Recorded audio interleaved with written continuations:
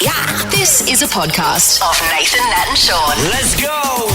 Hi, everybody. Morning. Hello. We caught up with Todd Sampson on the show today. A bit of a cautionary tale. You're going to hate your mobile phone after this. It was a really good chat. It's so good. We talk about people with their friends offering to do something. I can do it, and they can't, and they were crap at it.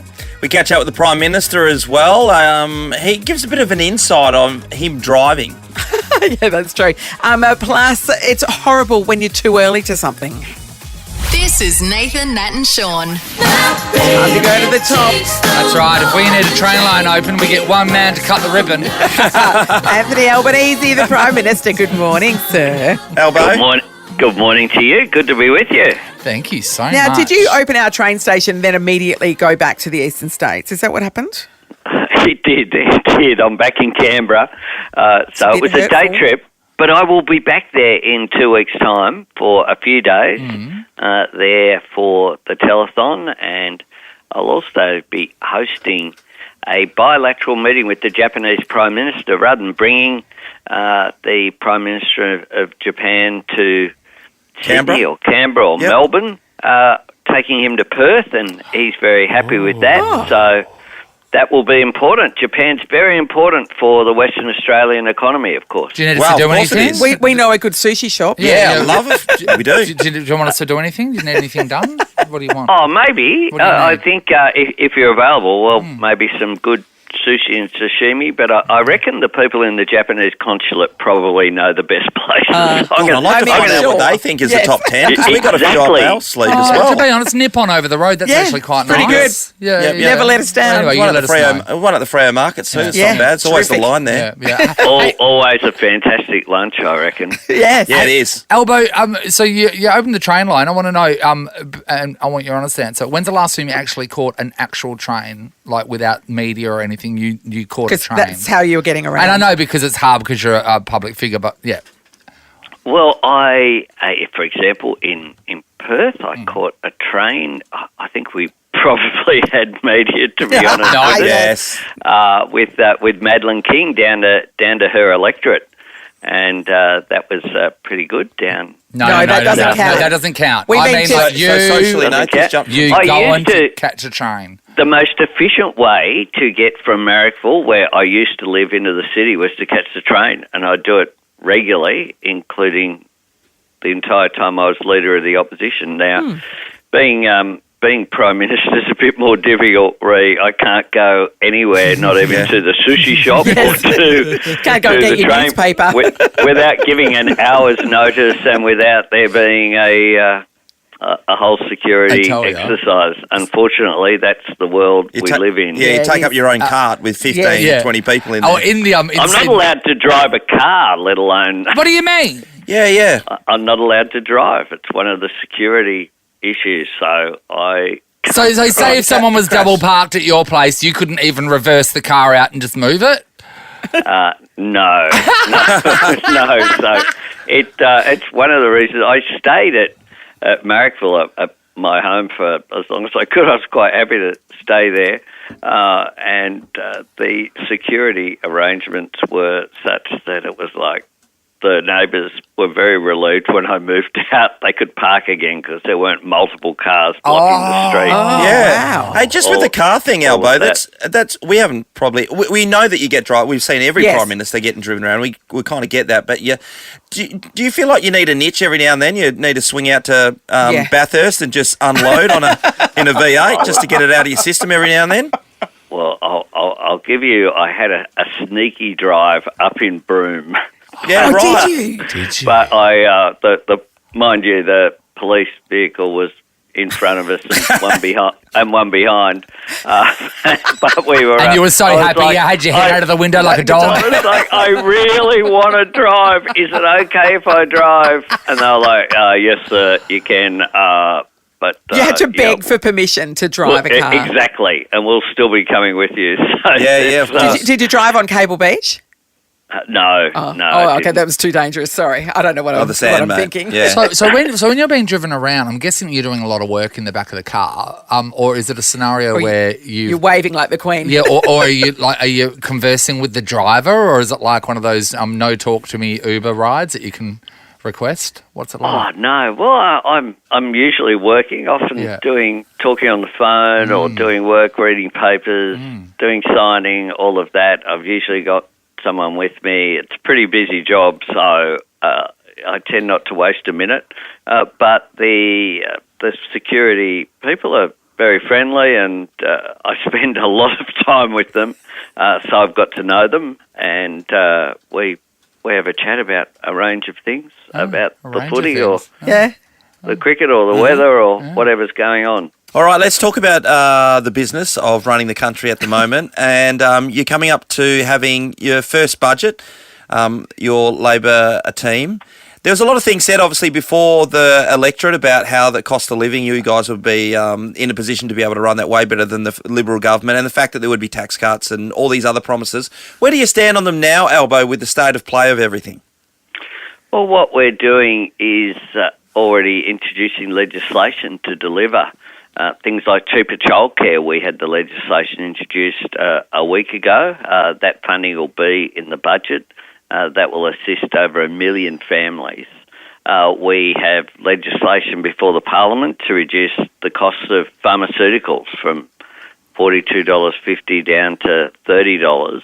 That will be the first time in 75 years there has been a cut in the cost of pharmaceuticals.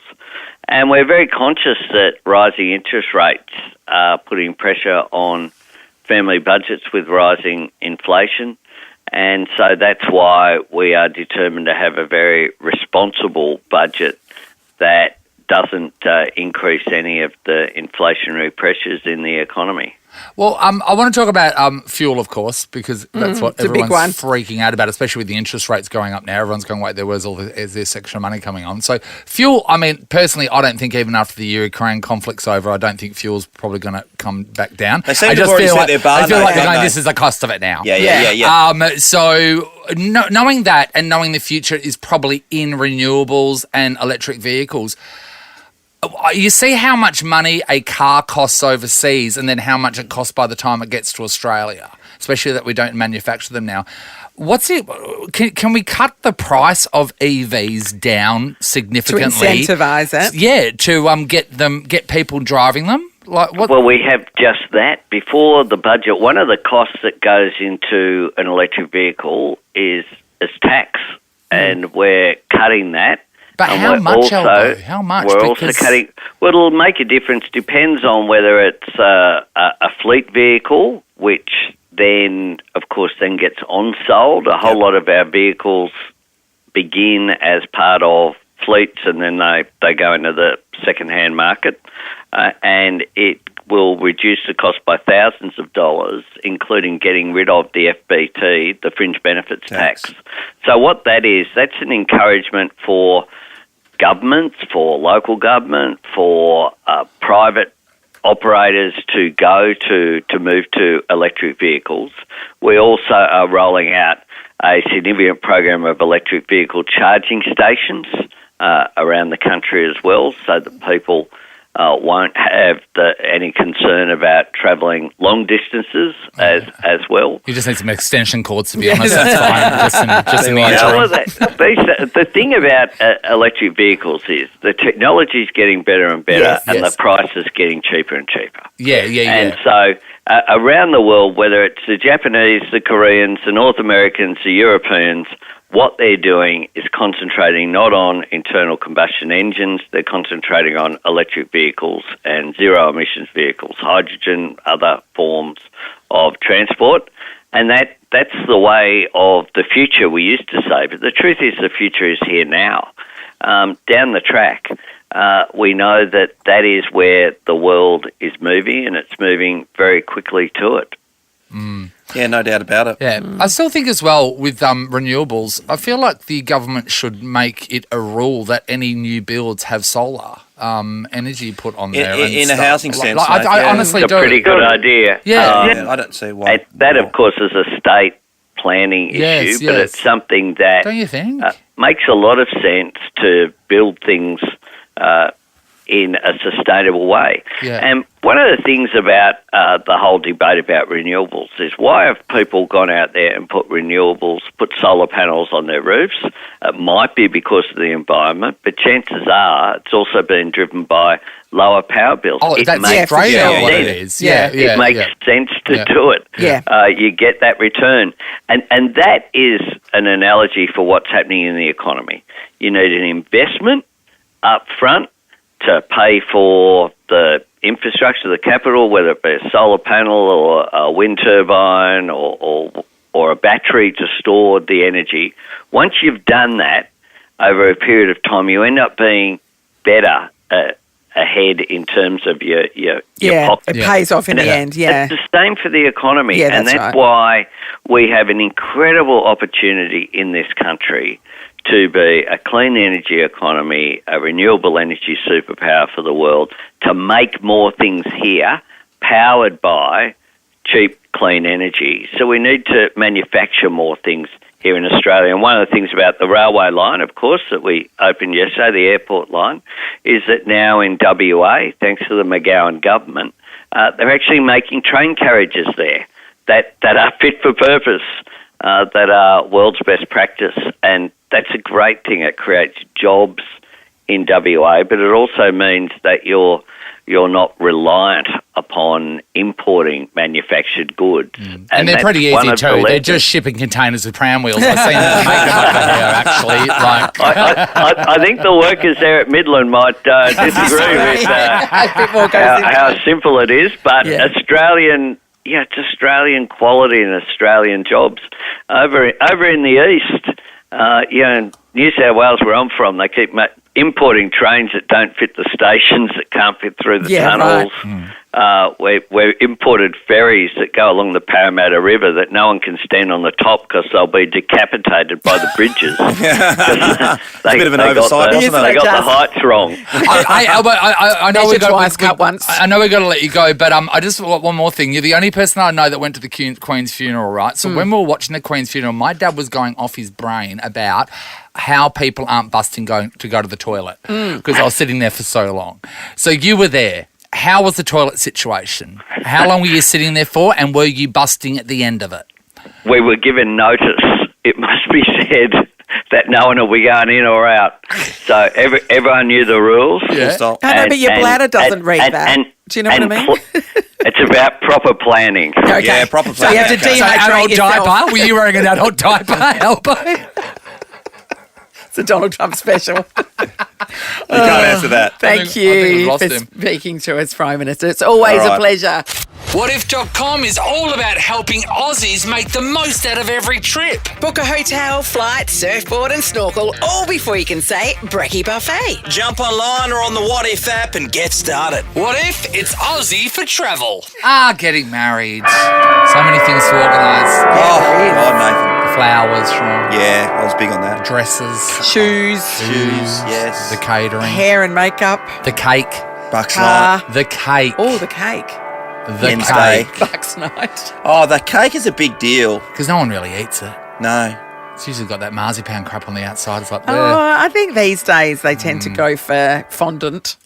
That's the marzipan thing I'm talking about. Fondant doesn't taste good. The one thing that everybody knows with a cake, if you were to go to a bakery and say, I need a big cake for, I don't know, birthday, that's fine. And then you say, I need a big cake, the same cake for a wedding. They'll throw another $1,000. Exactly the same number of tiers, everything. So it costs a fortune, mate. Yeah. So this chick, she was discovered the same thing, Shaun. All these people were like going to chuck on like hundreds or thousands of dollars on top of this wedding cake. And then her mother said, don't you worry about it. I've got a friend who's a professional baker that said I can do it. I'll do it for her. That's handy. I'll do it for her. Sounds right up my alley. So she ordered a 2-tiered naked cake. So they're the naked's ones when it's just got the crumb layer around the outside. And they just scrape the buttercream around it so you can still just see sort the of cake. see it. Oh, okay, I get it, yep. Yeah, they're very now a naked cake. And then they did a cake trial, which is the benefit because it's the mother's friend. Yep. It's a professional baker apparently.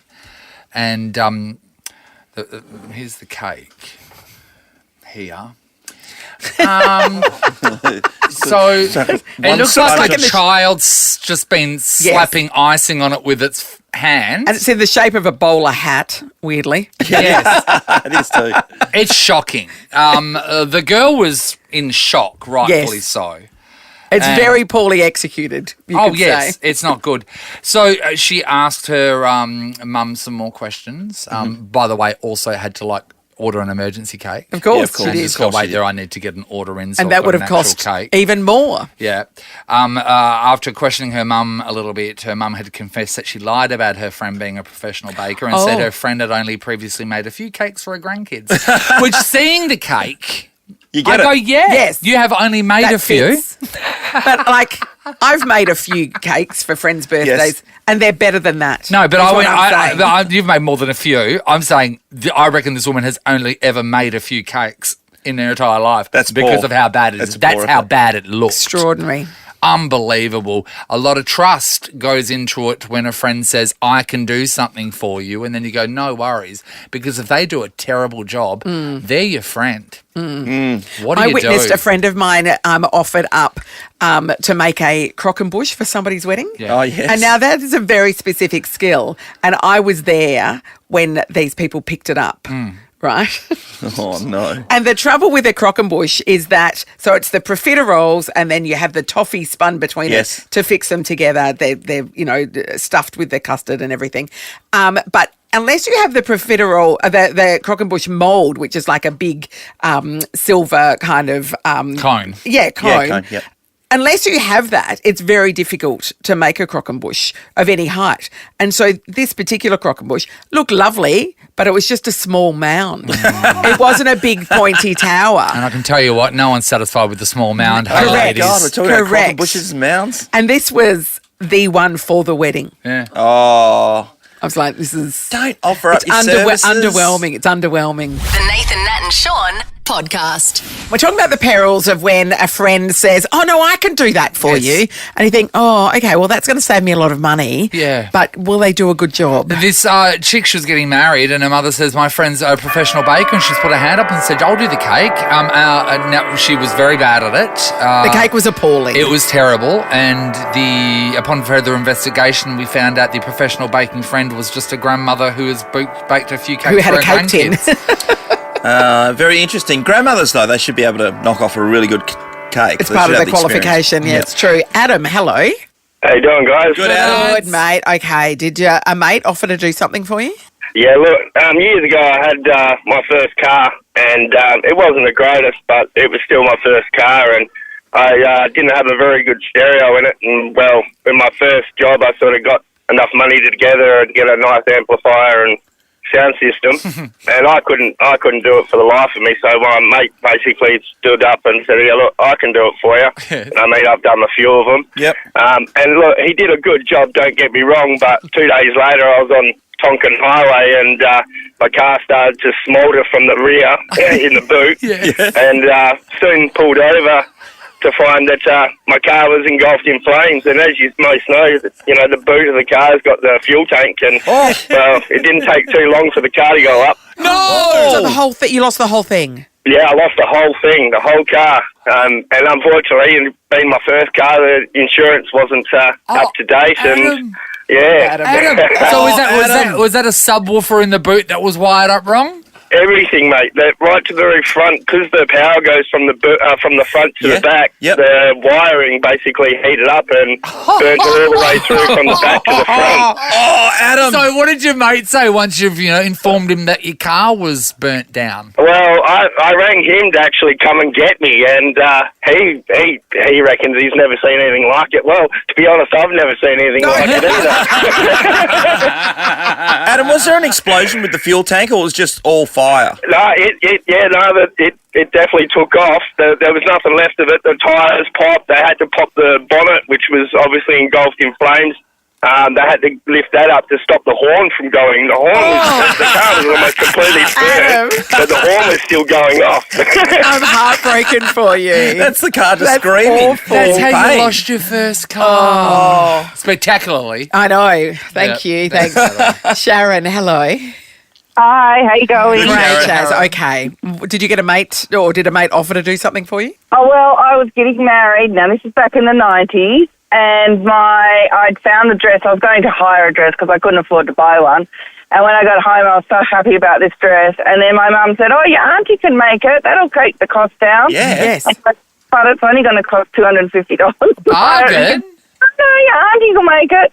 So my auntie made it, and nothing was how I wanted it. It looked nothing like the dress I wanted, and she didn't use the fabric. When I say I want this, she goes, no, you can't do it like that. It won't work. So I had to do everything that she said, and then on the day of my wedding, I was standing at the altar, and the bows kept falling off. Bows fell off. My dress was falling apart, and I just felt so hideous in this dress because it was nothing like I wanted. That's the moment where you've never looked better, and I know. everything fits. No. Sharon, I feel for you. Every time she takes a step down the aisle, another thing falls off, the strap breaks. Never trust the By auntie the with a time she gets to banana. the front, she's just wearing a petticoat. That's what all ladies wear. Oh yes, of course, no. Nathan, Nat, and Shaun. Ellie, you've been the good friend that's put up your hand and said you'd do things for people's baby showers and things and make them biscuits and things, haven't you? But you've always done a great job. Yes. Oh, that was traumatizing. I offered to make biscuit for some event biscuits, like the sugar cookies. Yeah. I'd Yep. never done it before.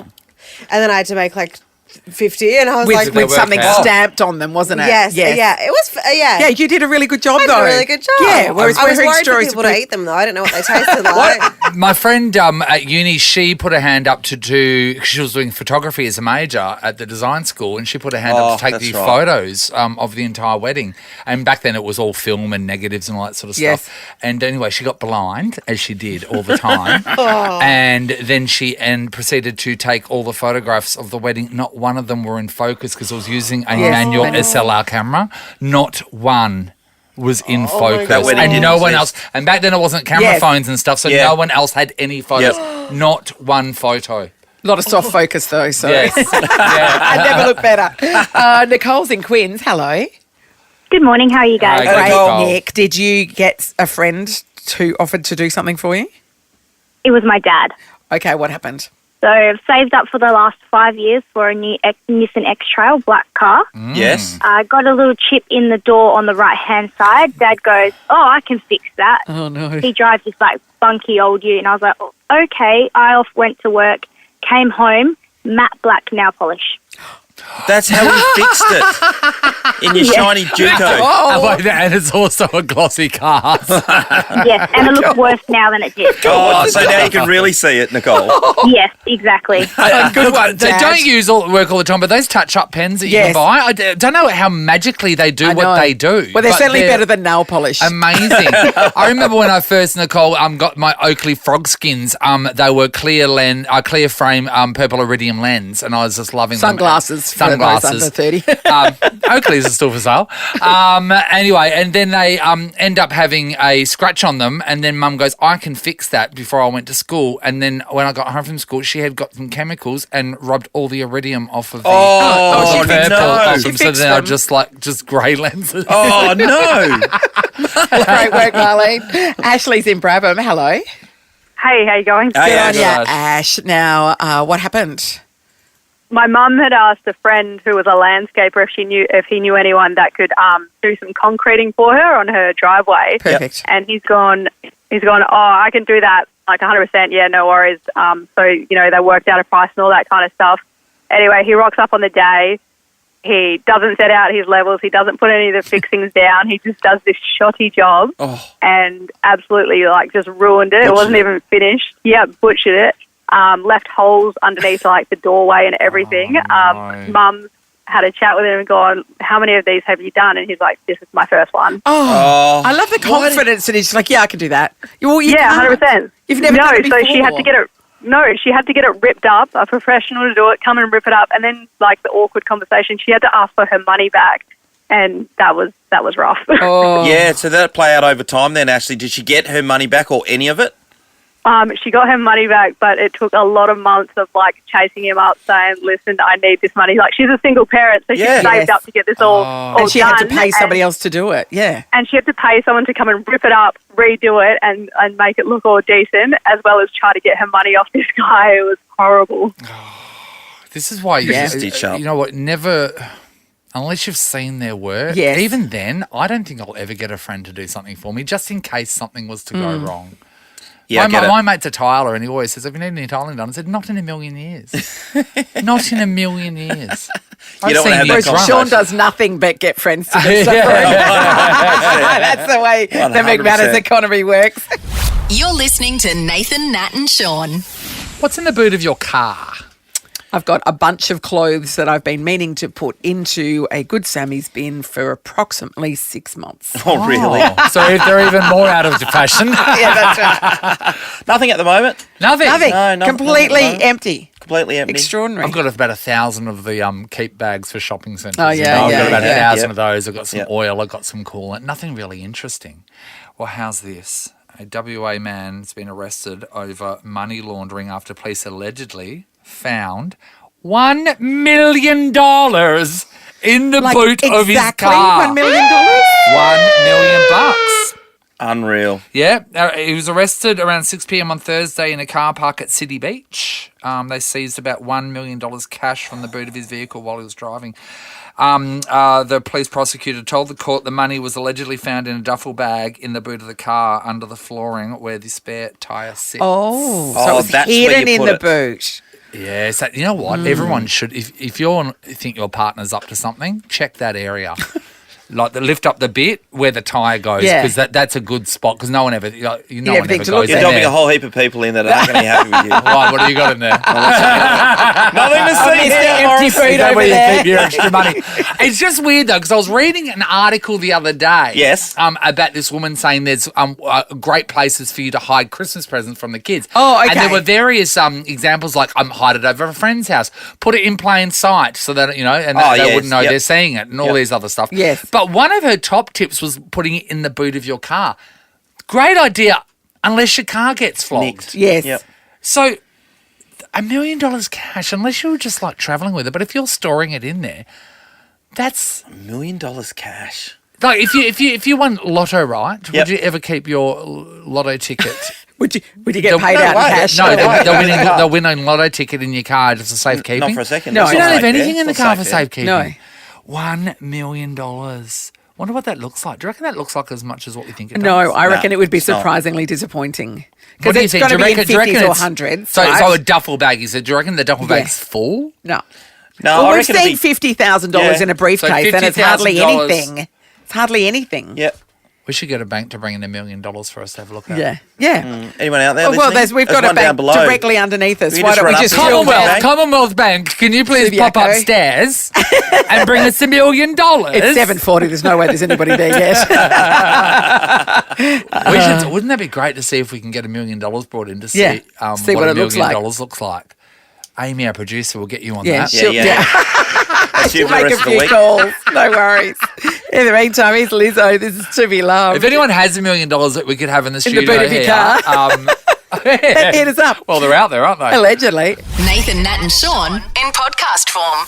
Had my son's 21st on Saturday night, Yes. and it was a bloody... That makes you old. I know. I know. I was actually thinking, though, that I'm a young parent to You're him. such a young but, dad. But for my daughter, Sunny... Yeah, you're an when old parent. Yeah, I said, your mum's going to be a grandma. You're going to have a grandma at your... Yeah. Hopefully Meg's not listening.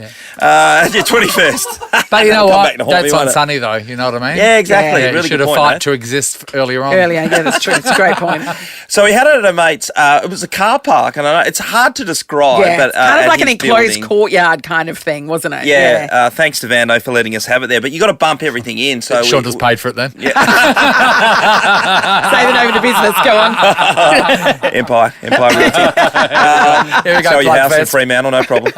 And anyway, so we had to move everything in there. It's a big bloody effort, including trying to. We were able to get a stage. A guy was able to bring a stage Yeah. in, just so we had a DJ set up, and also you can do speeches on top of Yeah. it. And he came and set up his stuff on Saturday. We put up a couple of marquees, there's heaters, there's bars, and all that kind of thing happening. And we had an absolute monster of a night. Everyone had a great time. And I think we finished up, Megan had on her phone because she was recording me trying to do stuff at the end of the night, and it was 3 o'clock. Okay, great. So I would have got home just after that. Perfect. Well, I was completely sideways, as you can imagine. So the next morning when I woke up, I was in a world of hurt. What time did you get up?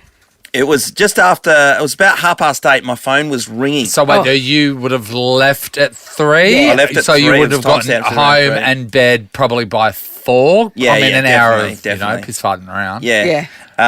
So anyway, when I woke up, I was still hurting, you're quite tired.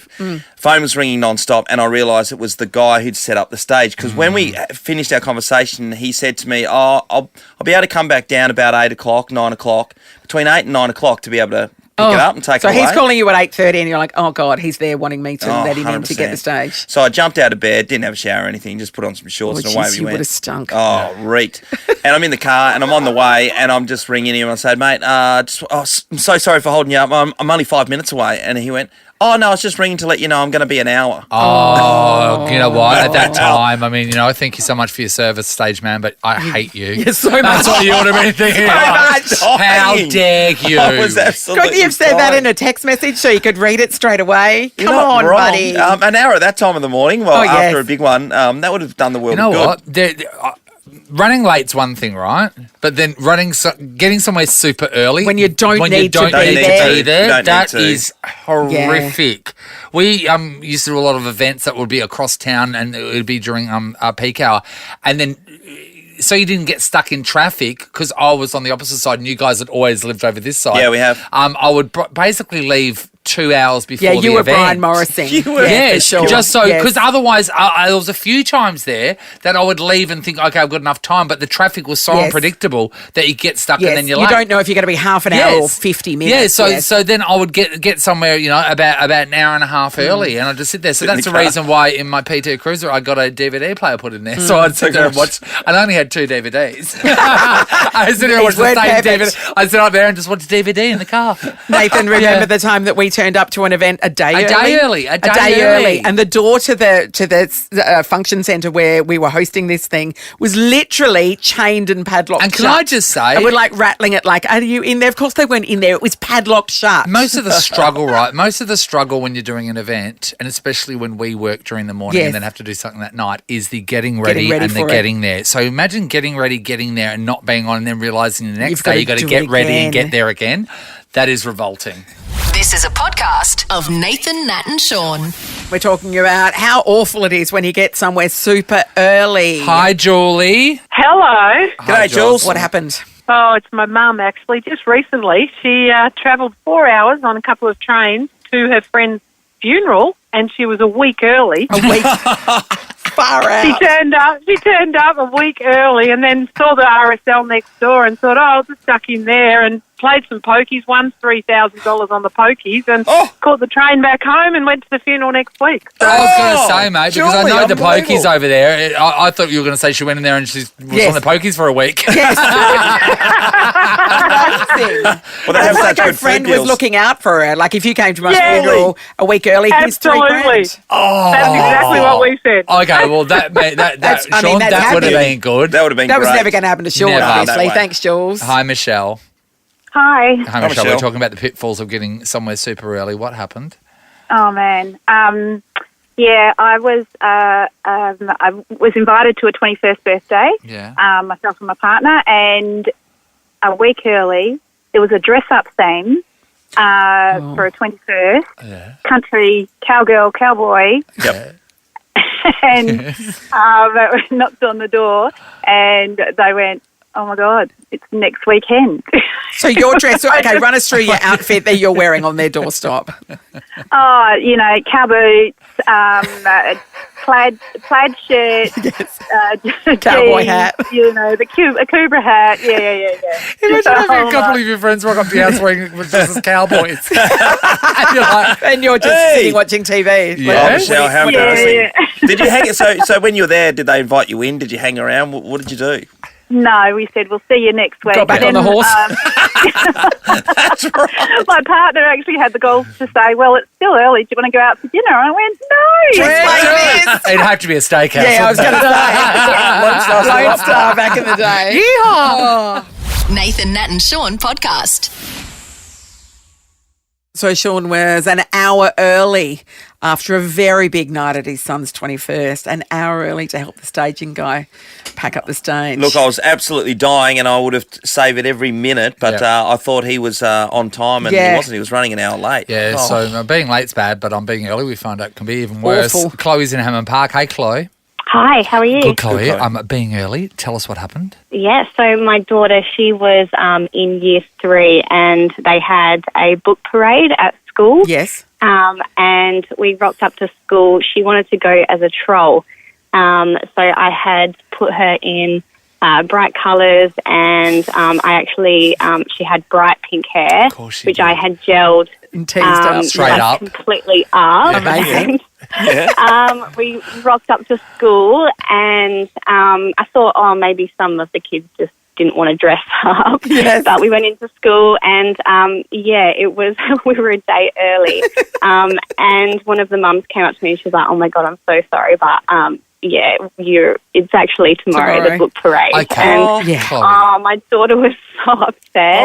She was so excited. But, I couldn't really do anything with her hair. No. So that's how she was for the day. That's okay, Chloe. It's character building. I, too, was the only person dressed up at school one time. My brother had a Halloween party in his class. I automatically assumed we were all having one. We weren't. And I rocked up to class dressed as a vampire clown. And the only food I had for lunch was a plate of fairy bread. Which, when I sat by myself eating it, was actually very delicious. As a vampire clown. It is what they like to eat. Everybody knows that. Thanks, Chloe. Mindy, hello. Hello, how you going? Hi, Mindy. Were you horribly early for something when it was awful? Oh, my poor 4-year-old son, he was going for a rather delicate procedure at the Children's Hospital. Yeah. So I was keen to get him there on time, prepped, because he had to fast. Of so course. He was really stoked about that. So we ended up getting there a week early for the first time. Oh, Mindy. Just, to make sure everything's okay. Yeah. And then so I thought, okay, no worries, we rescheduled. Well, not rescheduled, we got the original booking again. Yes, He had to go at me because he was devastated because he had to fast and then wait at the hospital. You were starving him, yes. Yeah, I was. And so the next time we went, I was like, cool, we're going to be good. I got there a day early. Mindy. So that went down like a lead balloon, the tantrum that I got at that point. That was fasting number 2 for no reason. Yep. And then the third time, on the day, I was 4 hours late. Mindy, what is wrong with you? Calendar? So What 4 is hours happening? late. So 4 hours late and it didn't go ahead. Did you have to reschedule Correct. it? Okay, so you fasted for 3. He fasted 3 times for and no as reason. a 4-year-old who Loves his food. I know. Are the authorities looking into you? What's happening? Well, yes, they are, but for several other reasons. The Nathan, Nat and Shaun podcast. On Channel 10, a show called Mirror, Love and Hate is airing. It is another doco from the genius that is Todd Sampson, who joins us now. Morning, Todd. Good morning. Thank you for the... Are we going to be throwing our phones into a deep pit after this? I think if you're going to watch anything of the series, maybe watch the first 5 minutes. It's pretty out there, and it really puts you in your seat in terms of the impact the internet's having on us and how it's changing our brain. Yeah, it's amazing how it's wired to be able to, when you jump on, to be able to point you in a direction that they want to do, Todd. And I imagine that after doing this yourself, has this changed any of your behaviour? It's definitely changed my behavior. Has it? So there's a couple of things that I strongly recommend, that the psychologist recommended on the journey. The first, especially for us in the media, the first one is to turn off all notifications on your mobile phone, everything, even your Ring. So to have no beeps. I put my 13-year-old phone in my back pocket while we were walking the dog, and it was like a machine gun was going off. Snapchat. I said, what's happening? And she said, it's just notifications, Dad. Don't worry about it. So that's one, and you'll get your attention back. Right. You are in control of your attention. The second one, particularly for people in the media or those that are heavy social media users, delete all social media apps from your mobile device. Keep it on your computer if you Right. want to, if you need it for work, but you'll be amazed at what it does to your brain. You will keep reaching for your phone when you're bored. You'll reach for your phone and nothing will be there. So it's an incredible feeling of liberation once you get used to it. Yeah, wow. I'm pretty good on my phone, actually. When I'm at home, I don't Put it check it away? much. I'm not like scrolling on social media. I just don't do it. If I post something on social media, I'll post it and then I'm off.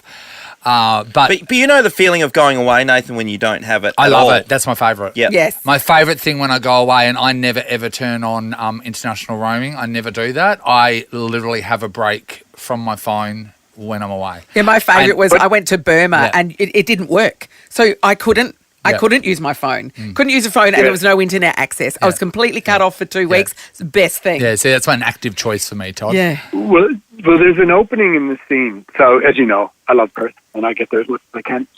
There's an opening. The opening scene starts with a Western Australia of the Year, a former police officer who has now dedicated his life to cybercrime. Yep. And it opens with a site called Omegle. And it shows, so we have somewhat control over how we use the internet, but our kids don't. And historically, we as parents protected our children from dangers that they would face in society. But there is no protection for them online. And we do this experiment where I hire a 19-year-old actress who plays a 14-year-old, and she goes on this website that is populated by young people and, unfortunately, predators. And within the first 5 minutes of being on the site, he groomed me or her. Oh my and he God. was like, get on your knees. Get on your knees now. Take off your top. Oh. Take off your top. And I was like, I'm only 14, I'm typing because I'm controlling the conversation. She can't see it. She's acting. Yeah. And I don't need to describe to you what he ends up doing to her image. And at one stage, he groomed me off of that site onto Instagram, where he could get all my data and information. I had a fake Instagram account for it. Yep. Now, we look at that and go, that sounds extreme. That's the world in which our kids live. Yeah. They have full access to everything and anything they want, unpoliced, unregulated. It's amazing, Todd, all this stuff, and it's bloody scary. And the other thing, taking away from that stuff that's happening, cybercrime and all the rest of it, just getting on your phone and being a part of the internet, it changes your mood one way to another. Yeah. It really affects the way you feel. So, is there a moment to just wipe it out completely? I mean, I know there's so many positives, but take it out of your life so much. I was going to say libraries would be happy, wouldn't they? Yeah, I think we're beyond that now. Yeah.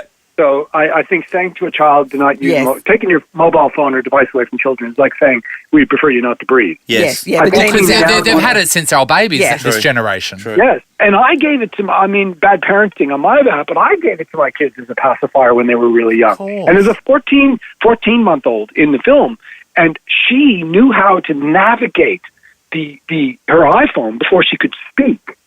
And so we're conditioning them really, really young, right? Really young for this. And we need to take responsibility for it. But it shouldn't all be on parents, because we're up against some of the smartest minds on the planet, from Harvard, from MIT, from Stanford. And what we do need is regulation. We 100% need regulation in this space. That is not to take away the internet. We can keep all the good things that the internet provides, connecting communities, finding love. We can have all of that in a safe environment.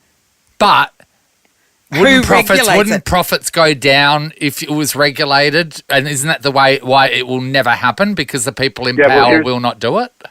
That's right. This is why the government needs to step in. But which government? Because it's a worldwide thing. I know. Yeah. We have to start country by country, primarily in America. We need to repeal a thing called Section 230. Here's what will change everything. Yes. Section 230 in America is a piece of legislation that basically says that Facebook, all these social media companies are neutral platforms, which means they're not legally liable for anything that's on their platform. Now, that's very different than your network, than my network, than the ABC, than Channel 10. We're all regulated. Yes. We cannot say anything we want and spread hate. They can. And the reason they'll do it, and they'll continue to do it, is because they're not legally liable. Yeah. But they should be liable for what's on their platform. And you mentioned Burma, which is where my wife is from. Yes. Now, you know what happened in Myanmar. Yeah. The genocide has been directly linked to Facebook being used as a propaganda. And the reason they got away with it, using it as propaganda, was because Zuckerberg then admitted there were no Burmese translators involved. Yeah, right. Wow. So None. they just didn't care. No moderation. They just threw their hands up, essentially, Wow. and said it's not our responsibility. Yes. It's So scary. it's a crazy time for us, but all hope is not lost. There's plenty we can do, and we show throughout the series all the things parents can do and we as individuals can do, and hopefully regulation comes our way. Yeah, but we all struggle with the follow-through. We talk about Yes, it all the time. Yeah, it's a 100%. great idea. And you know what? Over all the shows that I've seen you on, Todd, there's so many great ideas, and I go, God, I'm going to do that. Yeah, And you might actively correct your behaviour for a week and then, or even a week. Yes. Sorry, an hour. And Yes, then, like, the you're rest back, of that night. then Yeah. you're back to it again. I hope we can. The one for me, Todd, strong. is when you're waiting somewhere or you're in a queue somewhere, pulling out the phone just to have a look at it to kill that time, rather than what we used to do, which is talk to people around us. We don't do that anymore. And we're in a loneliness epidemic right now. Yes. And we've never been more connected. And the reason is because we are isolated within and around our phones. Yeah. And one of the psychologists in the film talks about this sort of idea of embracing boredom, especially for creative people. Yes. Letting the brain run, letting yourself think of ideas. That's why the shower is historically, and Albert Einstein kind of talked about this, that's why the shower has been that place, for people creatively. And the reason today is because you can't get your bloody phone in there. Although my girls were in the shower and I heard this talking and I opened up the door. I shouldn't do that with teenagers, and they're on their phones in the shower. In the shower. Yeah, waterproof. There's better things to do in the shower than that. I know that, Todd. Sean. Hey, Todd, on Instagram, is this your account is Todd Sampson too, yeah? That's you, isn't it? Yeah, I don't use Instagram though, but yes. Okay, yes. well, because I just wonder, because you do speak out about Yes. phone companies, all like smartphones and all that sort of stuff, and what they do to us. You've got 14.6 thousand followers. You're Todd Sampson. We all know who you are, and I'm wondering why is this why they've refused to give you a blue tick? Well, I don't use it. I don't use it, right? So the only one I use is Twitter, and that's the only kind of one I use. And I minimize that as best I can as well. But Twitter's my main. Have you ever gotten with the kids and made a TikTok? Ever made a TikTok? Oh, I have with my kids. Of course I have. Yes. That's a whole nother. That's covered in the film. That's a whole nother conversation about the Chinese own TikTok that in America is using facial scan. Yeah. When you're on TikTok. Here's the irony of TikTok. Though. Yes. It's I grabbed my youngest daughter's phone, and at one stage she spent 42 hours a week on TikTok. Now TikTok collects all that data. It's a Chinese owned, so it's all collected, and the Chinese understand how bad TikTok is for you. In fact, so much so that they've restricted use for under 14. Yeah. Oh my God. They're not stupid. They understand the impact of their own technology. Yes. In fact, they're using TikTok because they know kids are on it as an educational thing. Now, I'm not saying we should go to a totalitarian approach, but they realized they didn't have enough astronauts. So what they did is they're now pushing lots of content about science and space through TikTok onto their kids.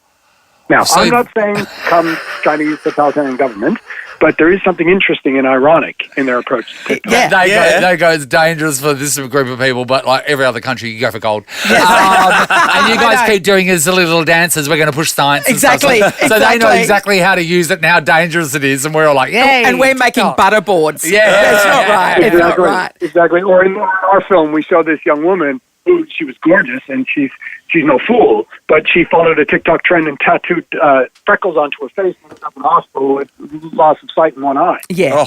I mean, come on. That tattooed freckled thing. Yes, That's madness. crazy when that happened. Madness. I know. Todd, speaking of faces, I do follow you on Twitter, and last night, was it your cat that attacked you? What happened to your face? My puppy Doberman, who was 32 kilos.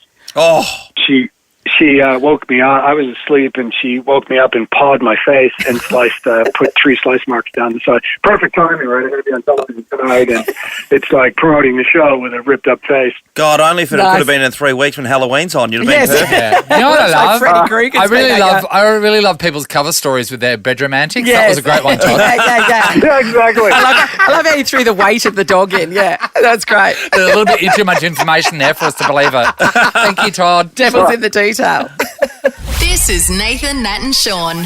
Time to catch up with our good friend Stevie Butler. Writes all the great articles for the West Australian. He's the king of Palmyra. Good morning to you, Steve. Well, it's a bit of a dodgy Palmyra this morning. There's been a bit of weather around. Yes. Oh, talk to Just me, in Stephen. Palmyra? Or? What's going on? Just in Palmyra, yeah. All right, The sorry, clouds came over. The grey clouds, they stormed across and they got us. Kids back to school yet for you, Stephen?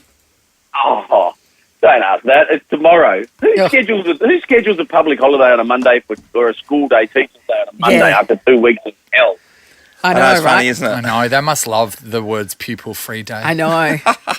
Do they? What do they call it? What Professional do they do up there? development. Yep. Do they just swan about and Yes. kaloo-kalay all around the hallways? Yes. Would you say ukulele? Kaloo-kalay. Kaloo-kalay. What's kaloo-kalaying? Oh, come on, Nathan. Oh, can you do some research and come back to me on that, please? Kaloo-kalaying. Have you ever heard anyone say they're at kaloo-kalaying? No. But he's a journalist. I He's a imagine wordsmith. from the sound of Yes, it that I it's get- like I hear skipping and flowers. Correct. How do you spell it? Correct. Yeah, that'll do. How you just sounded it.